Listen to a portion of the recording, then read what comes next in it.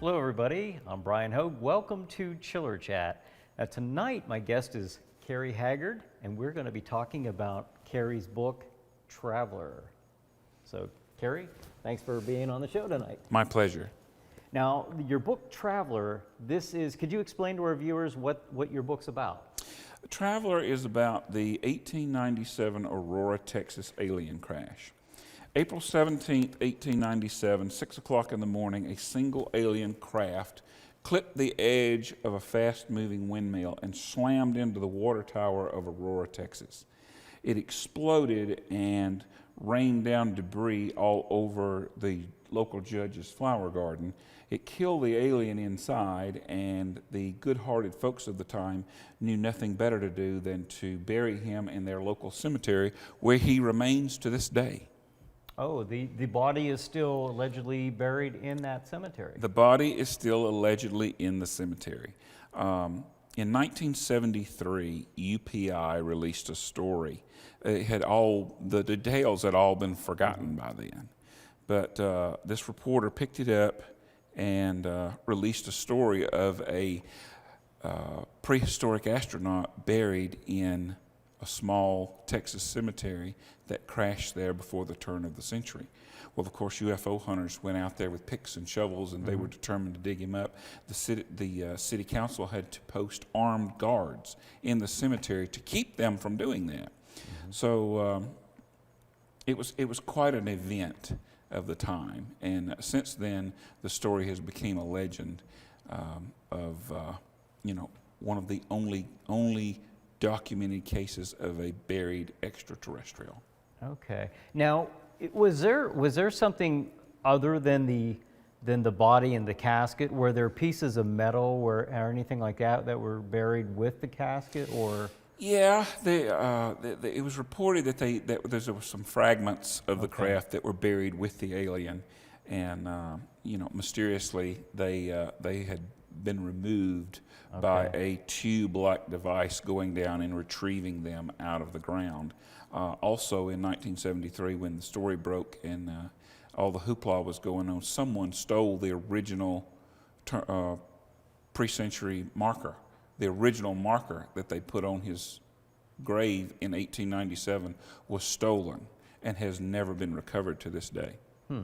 Now, on that marker, wasn't there a sketching or a drawing of an object that may have been a UFO or something like that? It was a depiction of his craft. Okay. With 3 little windows in it. Right. Okay. I know a little bit about this because I've seen the stories on like the ancient aliens and so forth. It's a pretty popular story that took place back then. We know about Roswell, we know about Kecksburg, but this is something that took place back before we had aircraft. Right, 50 years before Roswell, and it's one of the earliest really good documented cases out there. Now, your book is. Tell us what your book is. It's not only just the. Yours is a story that is about this, correct?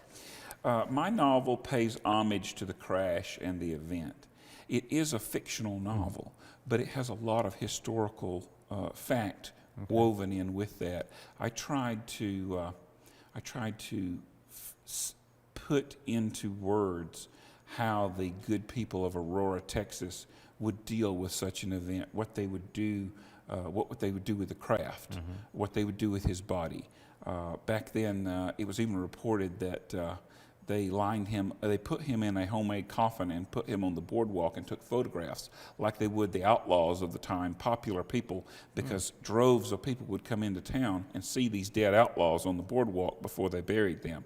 It was rumored that they did the same thing with him, although no photographs have ever been found. Wouldn't that be something if that they were? That would be something. Because they reported back then that the pilot was not of this world. I mean, they used some type of wording to allude to that, right? There was a pretty well-documented account in the Dallas and the Fort Worth newspapers on April the 19th, 2 days later, talking about the crash and that the pilot would be buried in the cemetery the following day, which would have been, I guess, April 18th. Okay. So yes, it is such a fascinating story, and it was one of those sleeper stories that you just didn't hear that much about, and I guess that's what provoked me so to get involved and write the novel. Well, that was going to be one of my questions is, what got you interested in this particular story? Well, I've always been a fan, like you, of the Universal Horror Classics, Kolchak the Night Stalker. Right. All that stuff is just my favorite pieces in the world, to watch on television. But when I was little, 1973, I saw where a UFO had landed in our small hometown. My father was a avid follower of the police department. He actually was radio dispatcher for the police department for 19 years. And what was your hometown? Commerce, Georgia. Okay. And over his police band radio, there had been chatter for months of this was during the great UFO wave of 1973, when there were sightings all over the country. Yep. There had been reports for weeks, months, of low-flying craft in the area. There had been a reported landing where people had witnessed it in Danielsville, Georgia, the same year, like 1 month before, and Danielsville, Georgia is 12 miles from where we live. So anyway, wild reports came in to the police department of a flaming object that landed in the parking lot of the medical center clinic. Now, this was the same medical center clinic that my mother worked at the time. Oh. So, I'm jumping up and down, begging to go check it out. Yeah. My mom and I jump in her 1967 Oldsmobile green panel station wagon. We go flying over to the hospital. Well, there's no UFO in the object. There's a fire truck, 2 police cars, and 3 or 4 other people like us that had heard about it and went over to check it out. Yeah. But there was something amazing in the corner of the parking lot. There was a large 30-foot smoking circle, so hot it had melted down into the asphalt. And you saw that? And I saw that. Wow. I saw that with my Wow. own 2 eyes. I didn't see the object that made it, Yeah. but it was clear something that produced immense heat had set down, and in the short time it took those calls to come into the police department and a few people and the fire truck to respond, had taken off again and literally almost set the parking lot on fire. But what topped it off was 2 nights later, in the middle of the night, an asphalt crew came in there and completely repaved the parking lot. Covered it up. Covered it up. Literally. My mom came home that Monday, and she was all upset. And she says, "You'll never guess what they did." And I said, "What?" She said, "I'm a little kid." She said, "They repaved the whole parking lot. Not just the spot where the circle was, but the entire thing." Wow. So from that moment on, I was an avid believer and have been ever since. I wonder what anybody who was standing there and actually witnessed the event saw. You said that they saw it actually land. There were reports that came in to the police that they saw a flaming object landing in the vicinity of the medical center clinic, and that's where all that started. Did they see it actually lift up and take off? That I don't know. Okay. Wow, that's quite a story. Well, I can see how that would get you intrigued in the UFO phenomenon. And back in 1973, like you said, there was such a rash of sightings across the United States, and kind of went hand in hand with the Bigfoot sightings at that time too. And so I can see where that would be pretty compelling to, not only to a child, but to an adult. What's going on. Now, then you became interested in this, and then when did you become interested in this particular story as far as writing your book? Well, I'd never heard of the Aurora story, and in 2015, I met my co-author. Okay. And he was from Texas. And one day he was telling me, he knew I was interested in this kind of thing. One day he was telling me about this story of this little alien that crashed in North Texas and was buried there to this day. And I said, I've never heard that. And so I started researching it. Well, you know, he was a pretty rough and rowdy guy back in his day. He was actually the leader of a bike organization. Okay. His name's Johnny Cochran. He's my best friend in the whole world. And we took some of his fascinating stories and a few of my not quite as fascinating but good stories from my past, and we wove those together into the tale and integrated the truth of the Aurora story. So what we did is we made a fictional account on a historical event. So there's this young reporter.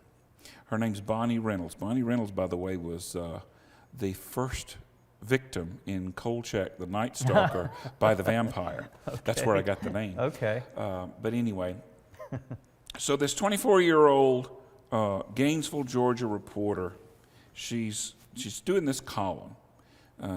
She does this column every week called A Century in the News. So she's looking for little tidbits from 100 years ago to report nowadays that's interesting facts. Well, she runs across this story, and we use the original story from the newspapers. Okay. She stumbles across the original story and knows that her editor is going to go, get real excited over this. So she barges into his office, takes it in there to him, and he starts a campaign to try to find him. Okay. So she sends him over to Aurora, which is like 20, 30, 50 miles away. And she goes over, and of course she starts stirring up all this trouble because it's a little different in reality because he's buried in the local cemetery, but in the book it's been like a town secret ever since then, trying to keep his grave a secret from nosy feds that want to go in there and dig him up and take him away. Okay. So, of course, she starts all this trouble, and the local game warden gets involved, the sheriff gets involved, this pair of cousins that their great-great-grandfather actually stole a small piece of the craft the day it crashed in 1897. They get involved, and it's just it's an entertaining story. Wow, that would be, I mean, can you imagine being back then and seeing this actually occur? And this is this is what you brought with you as one of your one of the items here is a replica of the UFO actually crashing into the windmill. And a replica of the wooden cross that they would have used when they buried him, because usually when a stranger wandered into town and died, they'd write unknown. And on his, they wrote traveler.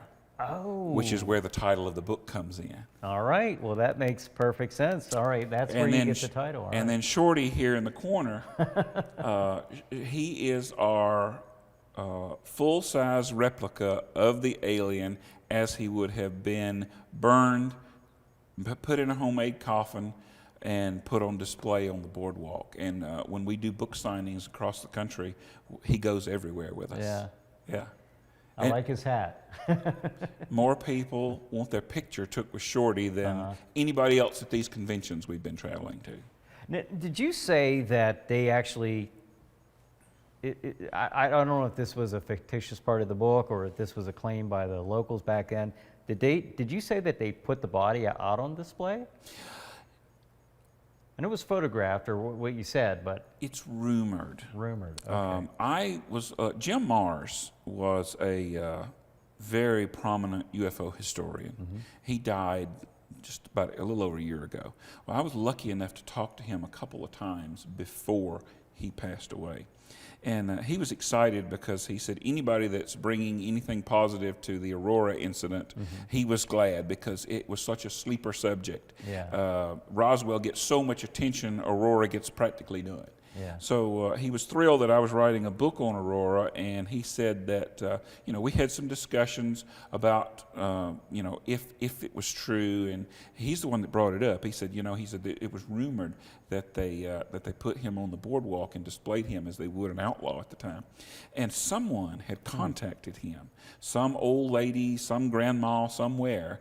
Had her great-grandmother, some woman's grandmother, I forget what he said, claimed to have a photo of him. and he was on the hunt for that. He was trying to track them down to either look at it, take a picture of it, buy it, whatever. Yeah. But of course, he died before I heard any more about it, and I don't know any more about it than that. I think he has a pretty good documentary that viewers can look up on YouTube about that as well. He does. He made several excellent documentaries on Aurora. He was the foremost researcher on the Aurora incident because he lived there. Yeah. He literally lived in the Aurora area, so it was near and dear to him. Now, have you ever thought about tracking down that person and getting the picture? No, I haven't even. I've never even been to Aurora. Yeah. That's one of the places I really want to go. I want to go to the cemetery in Aurora and see it. But no, I haven't been out there yet. Most of the details I got from Texas and all came from my co-author. So, because he lives in Odessa, Texas, so he was able to put the salt and pepper in there from a Texas standpoint and point of view. So, yeah, one of these days I'll get down there. Well, how far is where he lives from Aurora? Aurora is 20 minutes north of Fort Worth. Odessa is probably 6 hours further south. Okay. He's down Odessa Midland area, so in West Texas, sort of in the middle to lower part of the state. Was there any word on? Okay, we heard about what they did with the alien, the pilot. What about the craft? Was it just broken up into small pieces, or? The craft reportedly was shattered, but a lot of it remained intact. The reports from the time say that they dumped the remains of the craft down an abandoned well. As the years went on, it poisoned the well, and this unfortunate guy moved in there and drank the water out of the well and had some of the worst case of arthritis you've ever seen. There's all kinds of documents about it, and the well was cleaned out, I think, in the 50s. Now, what they did with the remains of the craft, I don't know. Never have been able to get a bottom line on that. I do know that the UFO hunters went out there 3 or 4 years ago and took the cement cap off the well and went down in there looking for fragments, but I really don't know what they found. I think in the location that this happened, wasn't it a judge's property that this took place on, or I think it was a judge whose windmill it hit and destroyed, but I think there were pieces of metal that were lodged in trees and in the area surrounding to make it believable that something drastic had happened, some type of explosion or some type of collision had taken place. Right. Well, when it hit the windmill, it veered into the water tower, and when it slammed into the water tower, it and the tower exploded. Oh, okay. And this judge had planted this nice little flower garden right beneath the windmill and water tower because, like you said, it was his property. And it rained down all this debris on top of his flower garden. Actually, the sheriff of the time is looking around and says, the judge is going to be mad as hell about his flower garden when he gets back. My inspiration for the sheriff was Rod Taylor as Jonathan Grail in an old series from 1986 nobody's probably ever heard of called The Outlaws. He portrayed a sheriff and 4 outlaws that had got zapped by lightning and slung from 1899 into 1986, and he inspired me for the sheriff in the 1897 parts. The characters in the novel came from so many different realms of my past. To just weave together. Well, that's interesting. Now you had, I just got to thinking, you said something about Kochak, and that got me thinking about the reporter back in '73. Wasn't the main reporter, I thought the name was Scully, of all names. I thought one of the main reporters for that story was Scully. And I could be wrong on that, but I thought it was. Skorzeny was the vampire. Scores and but I mean the real reporter who was actually investigating this in Aurora. Yeah. I don't know.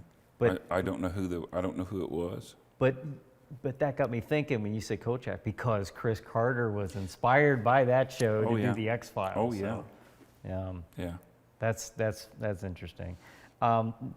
Also interesting about all of this is during that time, this takes place in 1897 where this occurred, there were so many reports of UFO activity across, not only in Texas, but I think across the U.S. Yeah, in the novel, I did a lot of research, 2 years worth of research. And I found accounts, really good accounts, going back all the way to the Civil War. And a lot of those are listed throughout the novel. I put little segments of them in there. Reports that craft hit the ground with such heat and force it turned the ground to glass. And when they went out to look at what had crashed, it had markings resembling Egyptian hieroglyphics carved into the craft. The same kind of reports you were getting in the 1970s, you were getting in the 1870s. Yeah.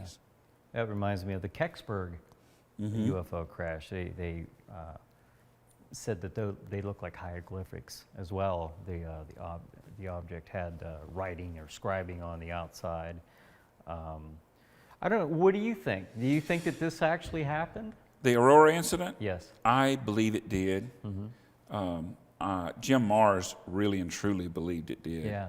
And I want to believe in my heart that it really happened the way it was reported in the newspapers. There's been so much talk, especially about this particular event, if it was a fake, if it was, the town had suffered a boll weevil infestation, a great fire, an epidemic, all these things, and the railroad had skirted them and went 20 miles in the other direction. So it's rumored that they concocted all of this to try to save the town. But the logical question is, how would a report of a UFO crashing, and they didn't have the word UFO back then, but how would this save a dying town? Yeah. It wouldn't have had any effect on it, because the only people that are going to come over to check it out is going to be the ones that hear about it at the time, and then it's over. Yeah. Well, the part about the infection, there was claim too that they didn't want the bodies exhumed, the body of the pilot exhumed, because I don't know, was it the townsfolk were saying that, well, we're concerned that this might activate the virus again, or cause people to become sick. The city of Aurora just does not want that grave messed with. Yeah. They've come up with all kinds of things. I've heard that scenario. They're afraid if they go to the wrong grave and start digging, they'll dig up somebody's great-great-grandmother. Yeah. They just don't want it. Right. They don't want it messed with. They don't want it their sacred little cemetery to be ravaged. Yeah. So they'd rather just keep it as it is. And for years and years, the city of Aurora, all they wanted was this to go away. They didn't want any publicity on it. But now they're exploiting it a little bit. They have a little festival there every year. And even on their website, there's this little out-of-control craft doing loop-de-loops in the air. So they're taking advantage of it a little bit now. Yeah. Well, that stands to reason. It's probably smart on their, I know the Kecksburg's a small town. I know Aurora is a very small town, but probably even smaller than Kecksburg, but they have a huge festival every year, and it brings in thousands of people. Yeah. I mean, it's huge. It's a huge event. And, I guess if you can capitalize on something like that, get some tourists in and, learn a little bit of the history of your town, why not? Now, Kerry, what brings you up to Pennsylvania? What are you doing right now? Well, we do a little television show out of Beaver Falls called Wheels of the Past. We highlight antique cars from around the country that have great stories to tell. I'm the writer and the host of the show. I moved up here from Georgia a year and a half ago to spearhead the project, and so far we've done about 5 episodes. We've done an episode with Butch Patrick, Eddie Munster, on the Munster coach in Dragula. We did an episode at the Corvette Museum where the floor fell in. We did an episode with the one original remaining car used in Stephen King's Christine. We did an episode over in Evans City Cemetery where they filmed Night of the Living Dead using a '67 Pontiac Le Mans that was the same exact color as the one used in the movie. We did an episode on stainless steel cars. So we're just getting off the ground with this. I've been working real hard on this for a year and a half. So that's what brought me to Pennsylvania, because Pennsylvania is the antique car keystone of the country. Since I was 25 years old, I've been going to the big car shows in Hershey and Carlisle because they're the most prominent antique car shows in the country. Oh, I wasn't aware of that. That's pretty interesting. So, well, we are about out of time here. Time goes quick here when we're talking about stuff of this interest. But I wanted to show your book again, Kerry. The book is Traveler, and it is a fictitious story about the Aurora UFO crash. Not that the crash was fictitious, but we go on the journey through a reporter. What and the reporter's name again was Bonnie Reynolds. Bonnie Reynolds, that's it. Okay. Well, Kerry, thank you very much again. And, my pleasure. And before I go, how can folks look up your book? It's on Amazon under Traveler and my name, Kerry Trent Haggard. Okay. And it's readily available on Amazon, published by Flying Disc Press out of England. And I hope everybody that reads it enjoys it. Okay, great. All right, well, thank you very much for being on the show. And thank you for joining us for another episode of Chiller Chat. We'll see you next week. Have a good night. Have a good chiller night.